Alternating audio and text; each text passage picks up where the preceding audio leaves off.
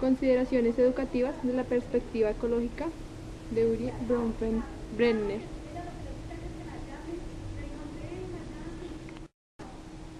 Resumen. El objetivo de este artículo es presentar las bases teóricas y algunas aplicaciones contemporáneas de la teoría de Urie Bronfenbrenner. En primer lugar, se escribe su biografía. Posteriormente, se explica su teoría ecológica, su modelo, proceso, persona, contexto, tiempo, y su reciente aproximación bioecológica. A continuación, exponemos algunas consideraciones educativas de su teoría. Más específicamente, destacamos 6 temas basados en algunas ideas de Bronfenbrenner. Primero, la relación entre política social y ciencia. Segundo, la creación de contextos de desarrollos primarios y secundarios. Tercero, la implicación afectiva. Cuarto, el currículo centrado en el cuidado o la atención de las personas. Quinto, la intervención comunitaria. Y sexto, el establecimiento de continuidades entre microsistemas, noción de mesosistema. Finalmente, revisamos algunas aportaciones contemporáneas en psicología y ciencias de la educación, basadas en la perspectiva de Bronfenbrenner. Esbozo biográfico de Urie Bronfenbrenner.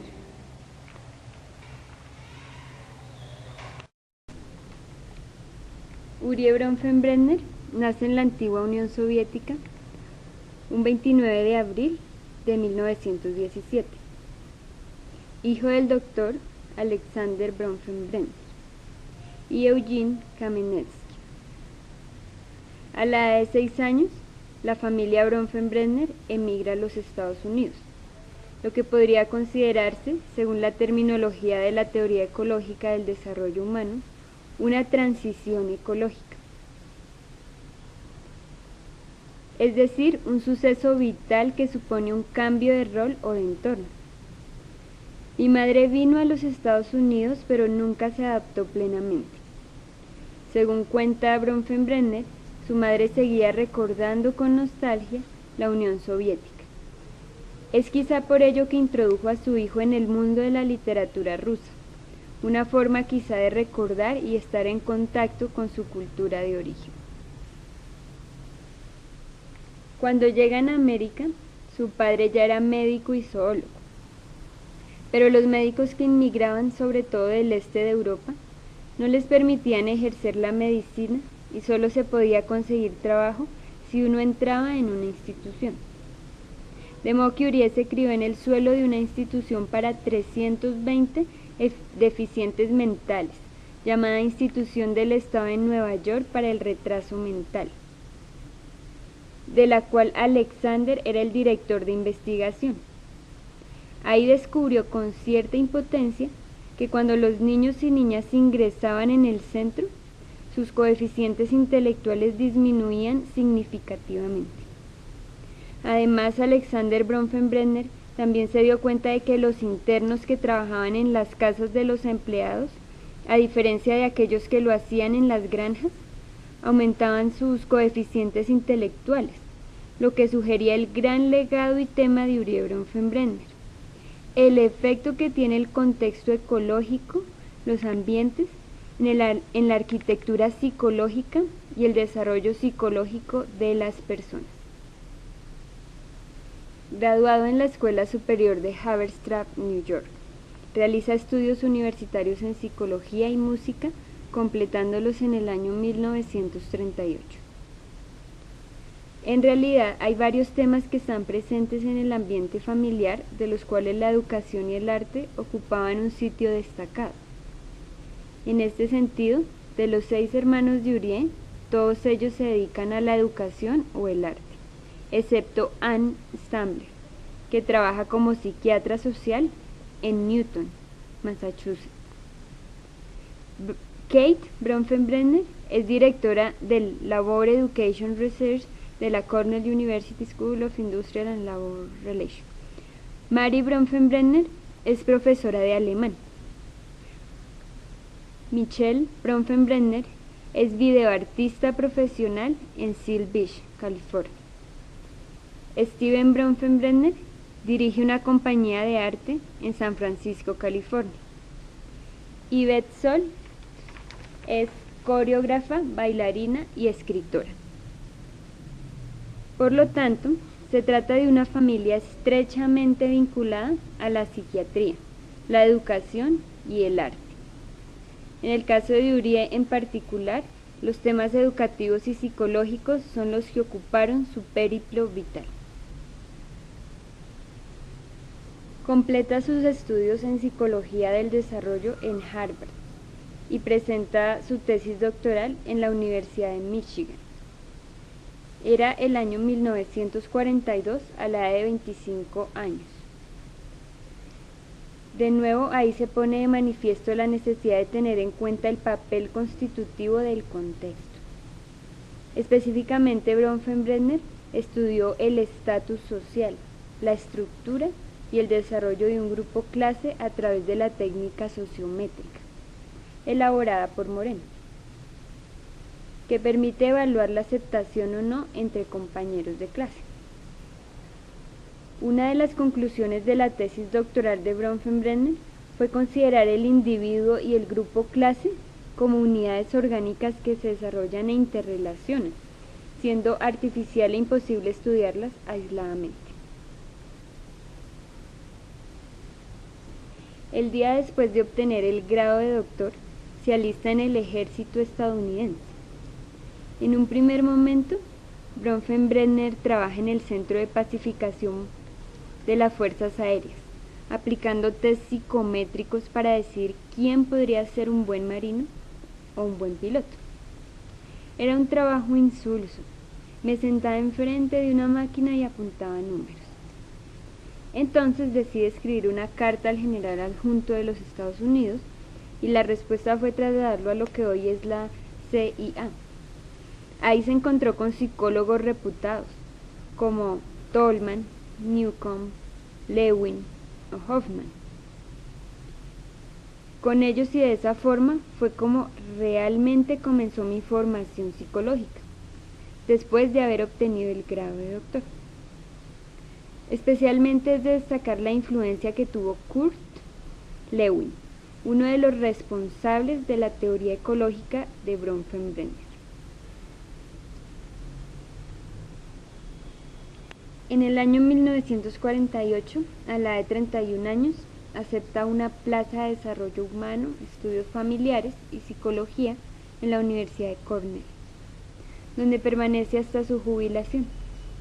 Según lo relata el propio autor, en la universidad debe enseñar, investigar y hacer servicio público. Finalmente, a la edad de 88 años, un 25 de septiembre del 2005, Bronfenbrenner muere como consecuencia de complicaciones derivadas de su diabetes.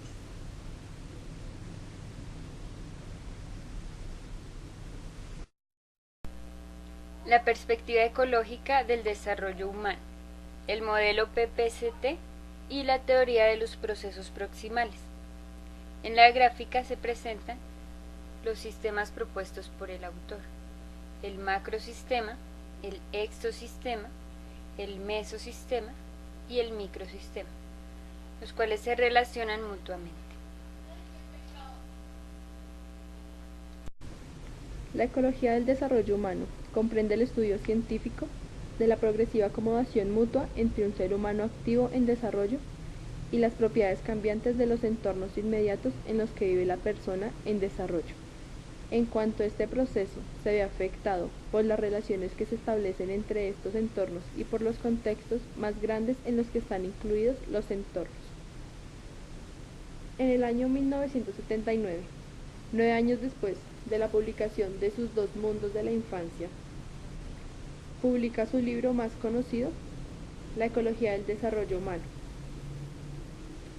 donde expondrá su teoría ecológica, en forma de definiciones e hipótesis de investigación, con el objetivo de construir una ciencia del desarrollo humano con una orientación ecológica.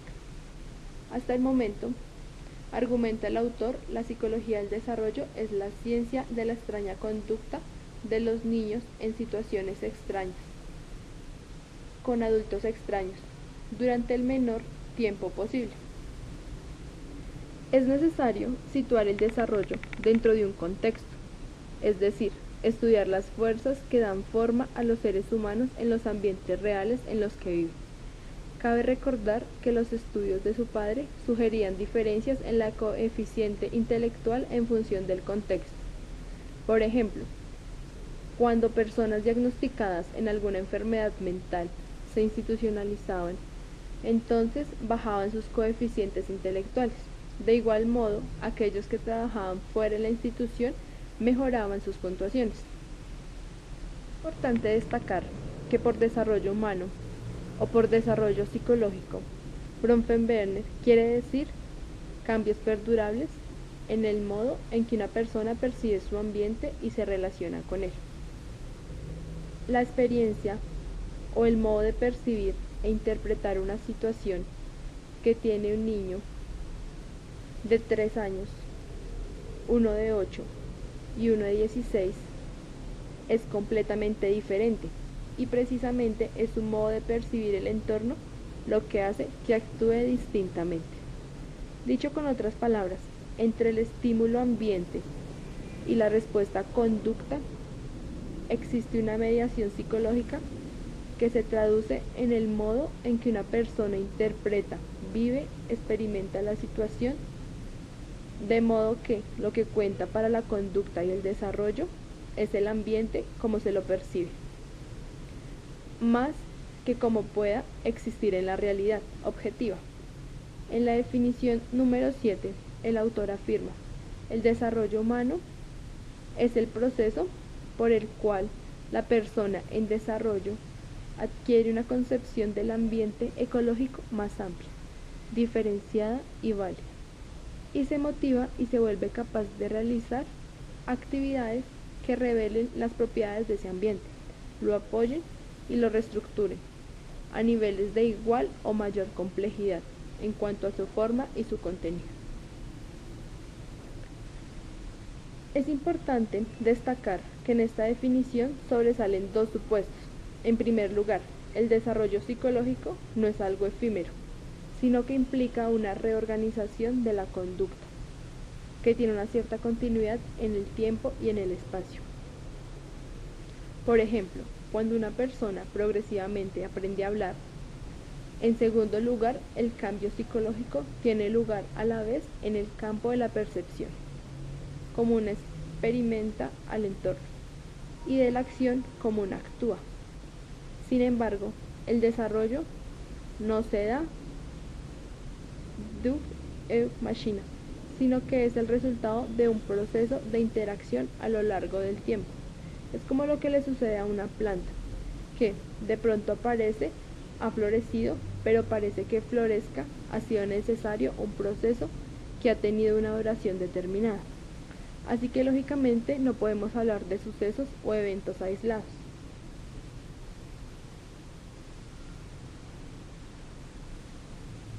A partir de aquí, lo que se propone Bronfenbrenner es describir el contexto, lo que llamaba ambiente ecológico. Entendido por ambiente ecológico, un conjunto de estructuras seriadas, cada una de las cuales cabe dentro de la siguiente como las muñecas rusas. En el nivel más interno está el entorno inmediato, que contiene a la persona en desarrollo. Puede ser su casa, la clase, o como suele suceder cuando se investiga, el laboratorio o la sala de test. El desarrollo psicológico se sucede como resultado de la participación en estos microsistemas, donde se llevan a cabo roles, se mantienen relaciones interpersonales y se realizan patrones de actividades. Para el autor, los elementos fundamentales de cualquier entorno. Una niña en su hogar, por ejemplo, ejerce el rol de hija, mira la televisión con sus padres y se desarrolla un vínculo afectivo entre ellos. En otro nivel ecológico, destacado por el autor, es el mesosistema. o las relaciones entre dos o más microsistemas. Puede ser, por ejemplo, que en un determinado ambiente familiar, el hogar se relacione con la escuela a través de una visita de los padres de la niña a su tutor. Las relaciones bidireccionales que se dan entre dos o más entornos en los que la persona en desarrollo participa activamente constituye el mesosistema. Por ejemplo, para un adulto, entre la familia, el trabajo y la vida social, pero el ambiente ecológico no incluye solamente los entornos inmediatos en los que uno participa activamente. El lugar de trabajo de los padres, la clase a la que asiste un hermano mayor, el círculo de amigos de su madre, las actividades del consejo escolar del barrio, pueden afectar a lo que ocurre en el entorno que comprende a la persona en desarrollo. Precisamente, Bronfenbrenner entiende por eso exosistema, uno o más entornos que no incluyen a la persona en desarrollo como participante activo, pero en los que se producen hechos que afectan o se ven afectados por lo que ocurre en ese entorno. Finalmente, el microsistema, el mesosistema y el exosistema se ven moldeados por planes que organizan los entornos, lo que el autor llama macrosistemas, y define de la siguiente manera. El macrosistema se refiere a la correspondencia en forma y contenido de los sistemas de menor orden que existen o podrían existir al nivel de la subcultura o de la cultura en su totalidad, junto con cualquier sistema de creencias o ideologías que sustenten estas correspondencias. Por ejemplo, un jardín de infancia, una clase de una determinada escuela, un café, un restaurante o una oficina de correos tienen un aspecto y unas funciones similares en un mismo país, España, pero se ordena y se regula de distintas maneras en otro país, Japón. Dicho en otras palabras, el sistema de creencias, la religión, la organización política, social y económica de una determinada región afectan el desarrollo humano, moldeando, diseñando los microsistemas, mesosistemas y exosistemas. Por lo tanto, cualquier fenómeno psicológico emerge en un determinado ambiente ecológico, pero también se expande a través del tiempo, lo que el autor describe bajo el constructo de cronosistema.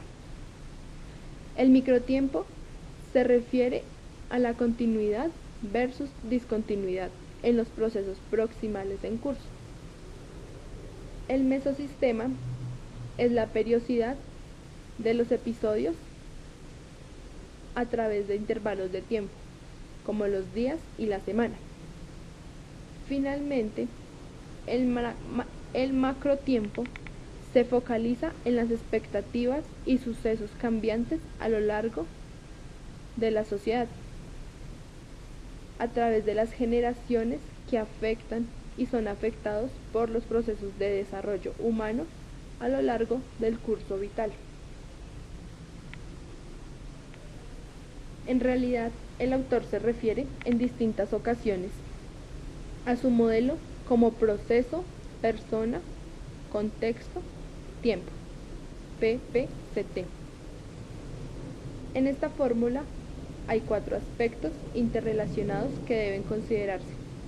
En primer lugar, el proceso, es decir, la relación dinámica del individuo y el contexto, un proceso que tiene lugar a lo largo del tiempo.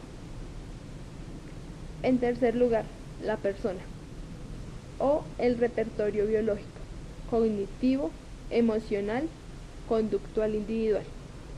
Y finalmente, el contexto o ambiente ecológico, micro, meso, exo y macro. Según el autor, esto se trata de elementos que deben considerarse en cualquier diseño de investigación y en cualquier comprensión del fenómeno psicológico.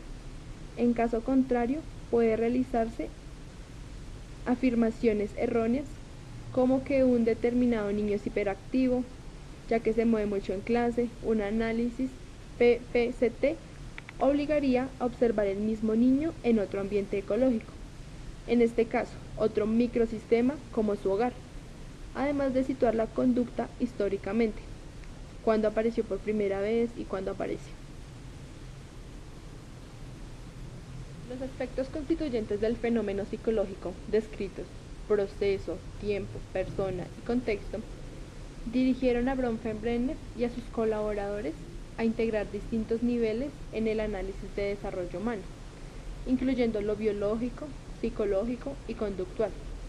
En este sentido, se propone la teoría bioecológica, con el objetivo de complementar la aproximación ecológica desarrollada anteriormente.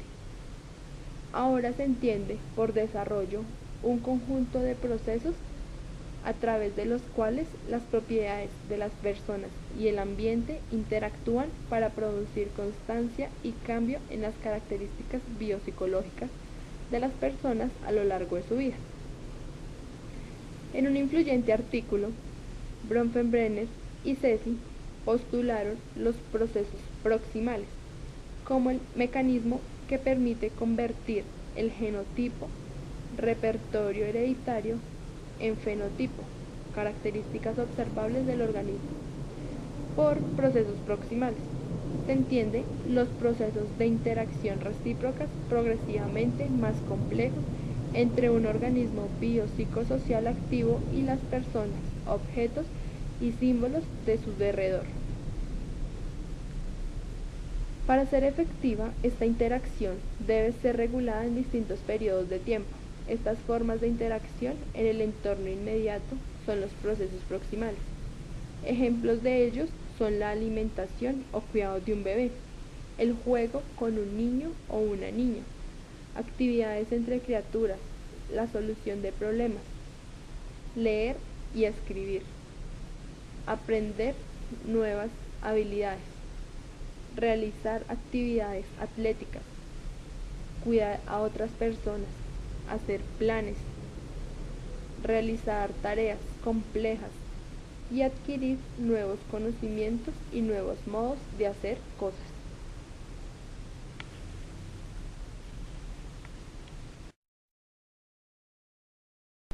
Un ejemplo ilustrativo de los procesos proximales y el diseño PPCT. Como lo ilustra la gráfica, es como el sujeto se ve afectado por los diferentes contextos que lo rodean. Probablemente, un ejemplo sea el mejor modo de ilustrar la teoría bioecológica de Bronfenbrenner. Drilien, 1964, realizó un estudio longitudinal con bebés nacidos con bajo peso, en comparación con otros nacidos con peso normal, y problemas de conducta a los 2 y 4 años de edad, en distintos grupos socioeconómicos, con el objetivo de analizar el impacto que tenía el efecto de la calidad de la interacción hijo-madre, según fuera pobre o buena. En este sentido, los procesos proximales son las interacciones madre-hijo a través del tiempo. Por lo tanto, ya tenemos la variable procesos, interacciones madre-hijo. El factor persona se operativiza según el bajo o normal peso de las criaturas al nacer, así como su repertorio de conductas problemáticas a los 2 y 4 años, en porcentaje. El contexto viene a la vez medido por la interacción hogareña, el microsistema, así como las condiciones sociales y económicas de la familia, estatus socioeconómico, según sea bajo, medio o alto. Finalmente, el tiempo se mide a través de distintas observaciones efectuadas al nacer, a los 2 y a los 4 años de edad. Por lo tanto, podríamos decir que este diseño de investigación ejemplifica lo que supone hacer ciencia bajo el modelo proceso, persona, contexto y tiempo. Según la teoría bioecológica, los procesos proximales deberían menguar o mediar los problemas de conducta, Efectivamente, el estudio de Drillian 1964 muestra que los procesos proximales, la interacción madre-hijo a lo largo del tiempo, emerge como el predictor más poderoso de los resultados conductuales. La presencia de problemas conductuales. Además, el poder de este proceso proximal varía sistemáticamente en función del contexto ambiental. En definitiva, presentaban un mayor número de conductas problemáticas a los 4 años, aquellos niños o niñas de clase socioeconómica baja con pobres procesos de interacción, madre-niño. No obstante, no aumentan las conductas problemáticas los niños de clase socioeconómica baja, pero que habían tenido buenos procesos de interacción madre-niño. Dicho con otras palabras, los niños y niñas de todos los grupos socioeconómicos estudiados tenían un mayor porcentaje de problemas conductuales a los 4 años, en relación a los 2, cuando los procesos de interacción familiares habían sido pobres, lo que sugiere que los procesos proximales, en este caso relación madre-hijo, son los responsables principales en la predicción de resultados del desarrollo, en este caso, problemas de conducta. Algunos principios educativos de la teoría de Bronfenbrenner. Aprendí de Kurt Lewin hace más de 6 décadas que no hay nada más práctico que una buena teoría. Mi esperanza es que mi perspectiva sea considerada como la más práctica de todas las teorías. Espero que contribuya a una mejor comprensión de lo que se puede intentar hacer para producir un mejor y más deseable futuro para las criaturas y los pueblos de todo el mundo. Para Bronfenbrenner, una teoría es buena en función de lo que nos permite hacer, es decir, de sus consecuencias prácticas. Por lo tanto, escudriñar el cómo educativo, es decir, el cómo optimizar el desarrollo humano, fue un objetivo principal en la vida y obra del autor. A continuación proponemos 6 principios educativos extraídos de algunas de las ideas de Bronfenbrenner. Evidentemente, la elección no es exhaustiva y es arbitraria, pero creo que resume algunas de sus principales aportaciones en el terreno de la intervención educativa o comunitaria. Primero, la ciencia debe estar subordinada a la política social, ya que la realidad social aporta vitalidad y validez. La política social permite identificar cuestiones teóricas relevantes, así como preocupaciones y situaciones reales problemáticas, a lo que la ciencia, en este caso la teoría bioecológica, deben responder. Más que un principio educativo, se trata de una postura ideológica, de un modo de establecer las relaciones entre sociedad, política y ciencia. Con el objetivo de mejorar el desarrollo intelectual, emocional, social, moral de las personas, se requiere de la participación en actividades progresivamente más complejas en un periodo estable y regular a lo largo del tiempo, con una o más personas con las cuales se establecen fuertes vínculos emocionales y que están comprometidas con el bienestar y el desarrollo de las personas. Por lo tanto, para que un entorno ecológico favorezca los procesos de desarrollo, deben darse 2 condiciones complementarias. Primero, la creación de un contexto de desarrollo primario y segundo, de un contexto de desarrollo secundario.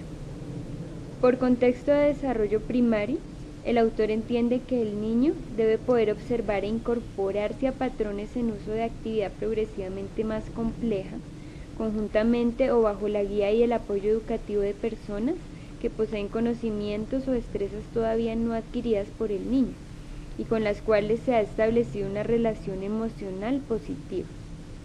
Por otro lado, por contexto de desarrollo secundario, se entiende la posibilidad de ofrecer al niño o niña oportunidades, recursos y estímulos para implicarse en las actividades que ha aprendido en los contextos de desarrollo primarios, pero ahora sin la intervención activa o la guía directa de otra persona poseedora del conocimiento o destreza que supere a la del niño o niña. Relacionado con el principio número 2, según Bronfenbrenner, se requiere de vínculos afectivos sólidos entre las personas adultas y los niños y niñas, ya que ello facilita la internalización de actividades y sentimientos positivos que motivan a las personas a implicarse en la exploración, manipulación, elaboración e imaginación de la realidad. El desarrollo potencial de un escenario depende del grado en que las terceras partes presentes en el escenario apoyen o socaven las actividades de aquellos actualmente implicados en la interacción con el niño. Investigaciones realizadas muestran que una buena relación educativa es aquella que parte de la disponibilidad con una disciplina firme, pero mostrando sensibilidad y estimulando la conducta independiente. Cuando se da una relación de apoyo del padre a la madre, de la madre al padre, del abuelo a los padres, de los amigos entre ellos, es decir, terceras partes colaboran, se obtienen mejores resultados evolutivos. Por ejemplo, hijos o hijas de padres divorciados, pero que mantienen una relación de apoyo, obtienen más y mejores desarrollos socioemocionales.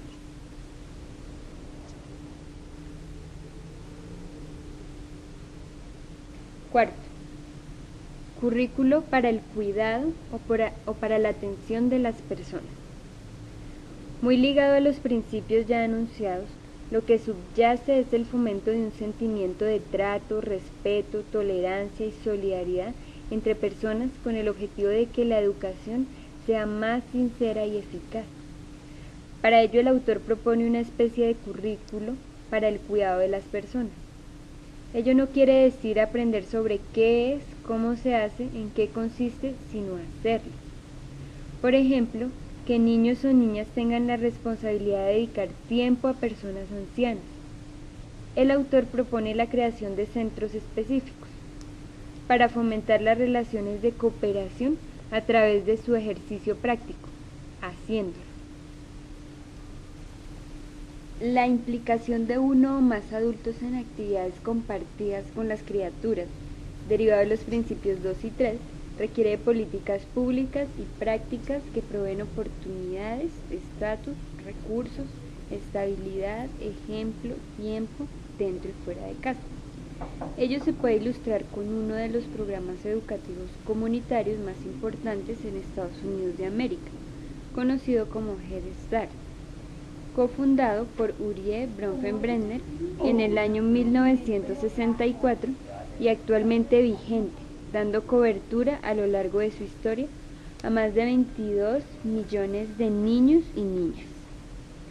En el mismo año que Bronfenbrenner fallecía, 2005, más de 6,8 millones de dólares de presupuesto prestaban servicio a más de 900,000 niños y niñas. En sus inicios fue pensado como programa de verano con el objetivo de mejorar la salud, el bienestar personal, afectivo y social, el rendimiento intelectual y el interés en la escuela en población considerada de riesgo de exclusión social. Más específicamente, el programa cuenta con 4 objetivos. Primero, proporcionar experiencias de aprendizaje apropiadas a la edad que estimulen el crecimiento intelectual, social y emocional de los niños y niñas. Segundo, proporcionar un programa integral de inmunizaciones, servicios médicos, odontológicos, de salud mental y nutrición. Tercero, ayudar a las familias a evaluar sus necesidades, lograr acceso a los servicios y aprovechar los puntos fuertes de la familia. Y finalmente, cuarto, enseñar a los padres, madres, técnicas de atención y enseñanza, alentarlos a que se ofrezcan como voluntarios en el aula, planificar y administrar programas preescolares. Con el objetivo de materializar estos 4 objetivos, el programa consta de 2 intervenciones. Primero, aquellas que se realizan en centros específicos, programas realizados en centros. Y segundo, las actuaciones en el hogar familiar, programas realizados en el hogar. En los primeros, las criaturas asisten durante el año escolar a unos centros en los que cada aula tiene como promedio cerca de 17 niños y niñas que realizan distintas actividades supervisadas por 2 profesores, funcionarios remunerados, y un voluntario. En la segunda modalidad, programas realizados en el hogar, un trabajador de Head va a la casa del niño semanalmente para trabajar de forma intensiva con los padres y las madres. Las familias pueden decidir combinar los programas en el centro con el programa que se realiza en su propio hogar. En definitiva, se trata de proporcionar educación, salud y servicios sociales a los niños y niñas y sus familias con bajos ingresos. Finalmente, una de las derivaciones educativas más destacadas de los planteamientos de Bronfenbrenner está vinculada a la noción de mesosistema, es decir, el establecimiento de continuidades entre microsistemas, según el mismo Bronfenbrenner.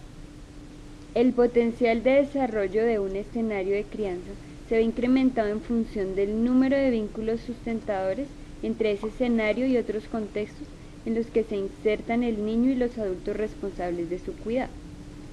Tales interrelaciones pueden adoptar la forma de actividades compartidas, comunicación en los dos sentidos e información suministrada a cada escenario sobre los demás.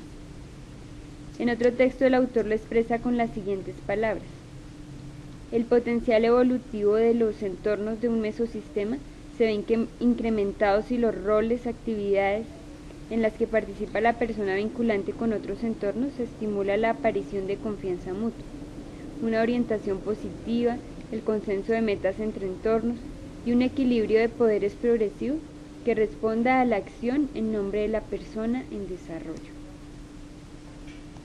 A continuación, detallaremos la materialización, concreción o aplicación de estos principios educativos en distintas experiencias contemporáneas como los planes educativos de entorno del programa Fondos de Conocimiento, surgido en la Universidad de Arizona. Los usos contemporáneos del modelo ecológico de Bronfenbrenner en psicología y ciencias de la educación, a modo de conclusión.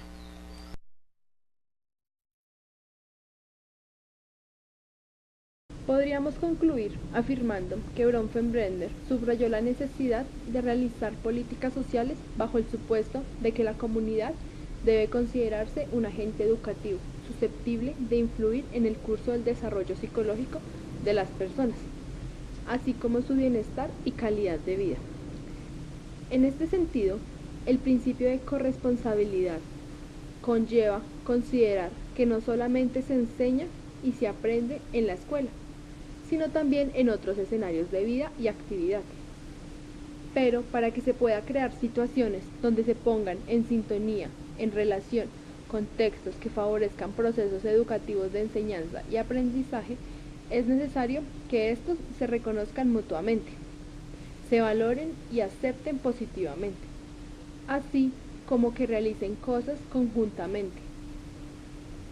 Cole lo llama planes educativos integrales territorializados, es decir, planes estratégicos que reúnen distintos escenarios, prácticas y agentes educativos que operan en un determinado territorio, con el objetivo de detectar y compartir las necesidades educativas de la población, los instrumentos para su satisfacción y la corresponsabilización para su asunción. En este sentido, en Cataluña se han desarrollado los llamados plans educativos de entorno, proyectos educativos de entorno, iniciados en el año 2004, con la publicación del Plan para la Lengua y la Cohesión Social. Consisten en una propuesta de intervención comunitaria, dirigida a los niños y niñas, que intentan ofrecer vías para coordinar y dinamizar la acción educativa de distintos agentes públicos y privados. La intervención va dirigida a todo el alumnado escolarizado, pero especialmente a los sectores sociales considerados más desfavorecidos. El objetivo que subyace es ofrecer una educación inclusiva, continua y enraizada en el territorio, a través del establecimiento de redes educativas que promuevan la cohesión social. A pesar de que inicialmente no contaban con recursos económicos en el curso escolar 2004-2005, se proyectan 31 proyectos educativos de en torno a 26 municipios. No obstante, en el curso 2005-2006, el Departamento de Educación destina una dotación económica total de 2.696.200 euros a más de 50 proyectos educativos. Algunas iniciativas desarrolladas van en línea de orientar académica y profesionalmente a los estudiantes, prevenir el absentismo, promover la red educativa local, acoger el alumnado y sus familias de nueva incorporación, promover el uso del catalán, así como el acceso a lenguas de origen, promover el asociacionismo infantil y juvenil, o crear espacios de encuentro y convivencia en la ciudad catalana de Blanes. Por ejemplo, en el curso escolar 2007-2008, las escuelas, asociaciones de madres y padres, ayuntamientos y otras entidades del territorio hicieron más de 10 actividades, entre ellas formación de monitores de talleres de estudio asistido, un taller de prevención de drogas, un servicio de incentivo escolar y orientación académico-laboral, una representación teatral, una escuela de madres y padres, un taller de danza tradicional, talleres intensivos de lenguas catalana o taller de habilidades sociales. Se trata en definitiva de acordar y orquestar acciones educativas a través de la coordinación entre distintos agentes educativos. En el lenguaje de Bronfenbrenner, como por ejemplo la escuela, la familia, una asociación o una entidad deportiva. Sin embargo, existen varias dificultades hacia la creación de mesosistemas y planes educativos territorializados. En primer lugar, los principios básicos que se necesitan para ello, la corresponsabilización, coacción y correconocimiento, anteriormente introducidos y necesarios para llevar a cabo cualquier experiencia de intervención comunitaria. En segundo lugar, lo que el mismo Bronfenbrenner llamaba la alienación de la escuela, es decir, su solipsismo o poca relación con el entorno inmediato y remoto. El autor critica el hecho de que la escuela se ha ido aislando progresivamente del hogar y de la comunidad, lo que repercute en la conducta y desarrollo de los niños y niñas, así como en su funcionamiento y en su relación con el entorno.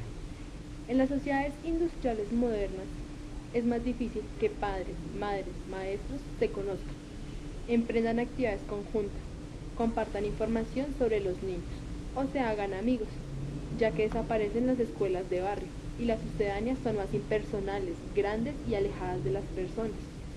Además, los profesores van de un sitio a otro, sin apenas conocer la gente y las características del barrio, lo que repercute también en el interés por las cosas locales que suceden en su vecindario, así como el desarrollo de sus habitantes.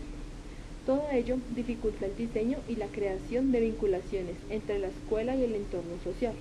En tercer lugar, sumado a la necesidad de los tres principios anteriormente expuestos y el carácter alienado de la escuela, se encuentra un rasgo estructural y de carácter macrosistemático que afecta a gran parte de las sociedades contemporáneas.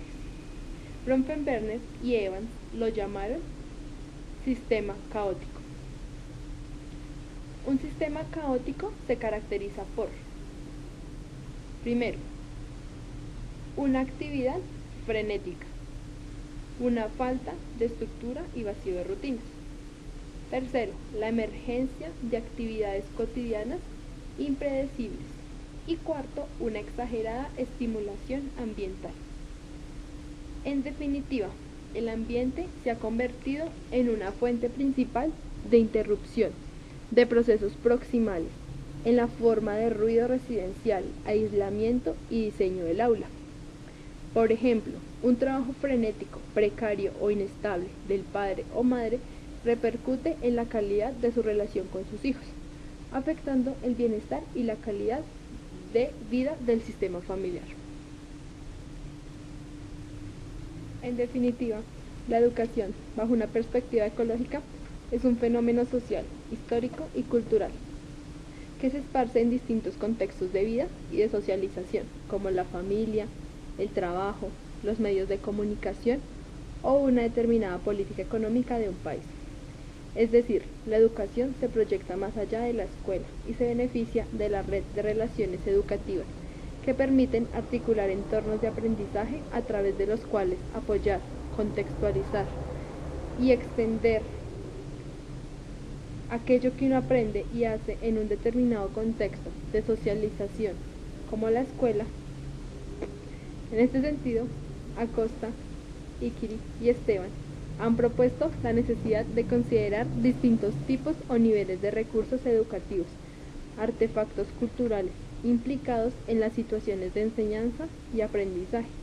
Es decir, tradicionalmente, cuando uno piensa en un recurso educativo, un artefacto mediador en las situaciones de enseñanza y aprendizaje, tiene en mente lo que los autores llaman microrrecursos educativos. Un libro, una pizarra, un bloc de notas, un ordenador. Sin embargo, más allá de los microrrecursos educativos, cabría suponer, tomando como modelo, la aproximación de Bronfenbrenner, otros instrumentos que se ponen en relación al interactuar dos o más macrosistemas. Mesorrecursos educativos. Aquellos instrumentos o artefactos que inciden en la vida de las personas, aunque éstas no tengan necesariamente una relación directa con ellos. Y finalmente, las leyes, ideologías, creencias culturales, sistemas económicos que moldean los otros sistemas ecológicos y que se convierten en pautas y modelos educativos. Entendida la educación de esta forma, se hace necesario integrar niveles de influencia educativa, desde lo micro a lo macro, con el objetivo de entender y poder modificar fenómenos como por ejemplo la interculturalidad, es decir, una intervención inclusiva en un aula que tiene el objetivo de utilizar la lengua materna de los alumnos, con el objetivo de hacer un diccionario bilingüe. Sería un ejemplo de lo que Esteban llama geografía microintercultural,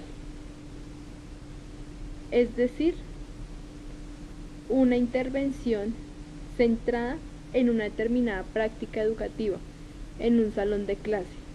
Sin embargo, y de nuevo recuperando los niveles ecológicos de Bronfenbrenner, se podría considerar otros espacios de investigación e intervención alrededor de la interculturalidad, como por ejemplo un programa de vinculación familia-escuela. Este es el caso de la aproximación de los fondos de conocimiento, que intentan conciliar la práctica y actividad educativa de familias de grupos minorizados con la actuación escolar de una cultura mayoritaria. El programa parte de la siguiente premisa: todas las familias, más allá de su condición lingüística, religiosa, ética, económica, acumulan fondos de conocimiento, recursos, habilidades, destrezas, saberes, vehiculados con sus peculiares formas de vida, sus trabajos y experiencias profesionales, sus creencias religiosas o políticas, así como su capital social o redes de intercambio y ayuda mutua. El problema es que en muchas ocasiones la cultura escolar no tiene en cuenta los fondos de conocimiento de grupos minorizados, minorías étnicas, nacionales o lingüísticas, ya que los devalúa, silencia o simplemente ignora. La intervención consiste en vincular el currículo con las formas de vida de los estudiantes, a través de la detención por parte de los maestros, de los fondos de conocimiento, de las familias de sus alumnos, lo que permite establecer un tipo de relación basada en la confianza mutua, realizar innovaciones educativas, así como mejorar la motivación y el rendimiento de los alumnos, al conectar sus conocimientos previos y formas de vida con los conceptos y prácticas formales propias de la cultura escolar. En este caso, podríamos hablar de una geografía meso-intercultural, ya que la intervención se realiza a través de la conexión, el establecimiento de continuidades entre dos microsistemas a saber, la familia y la escuela. Además de las geografías micro y meso interculturales, Esteban postula considerar la investigación e intervención educativa intercultural en otros contextos y escenarios como los medios de comunicación o la política económica y social. En definitiva, pensamos que el modelo ecológico de Bronfenbrenner obliga a tener en cuenta tanto la dimensión micro como macro, subyacente a cualquier realidad educativa. En este sentido, se ha propuesto la psicología macrocultural, con el objetivo de recuperar y expandir la noción de macrosistema de Bronfenbrenner. Al considerar que la cultura, instituciones sociales, artefactos y conceptos culturales sostiene, organiza y subyace cualquier fenómeno psicológico. Nos parece que una de las ideas más potentes y quizás a veces infravalorada del modelo de Bronfenbrenner sea su noción de macrosistema, que enfatiza el diseño, carácter y contenido cultural de cualquier contexto de vida y actividad. En este sentido, por ejemplo, el capitalismo como factor macrocultural subyace a fenómenos microculturales, como puede ser una relación interpersonal o la actividad en una empresa o salón de clase. El reto consiste en explicitar las fuerzas macroculturales normalmente ocultas que organizan los contextos de vida, las prácticas educativas y la conducta de las personas.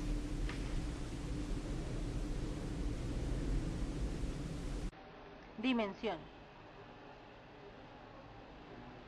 Máquina Dios toca función. Público. Realidad. Percepción. Aprendizaje. Instrumento. Recursos. Enseñanza-aprendizaje. Rol. Educación. Teoría. Conocimiento. Autor. Población. Procesos proximales. Transición. Perspectiva. Tolerancia. Respeto. Solidaridad. Contexto.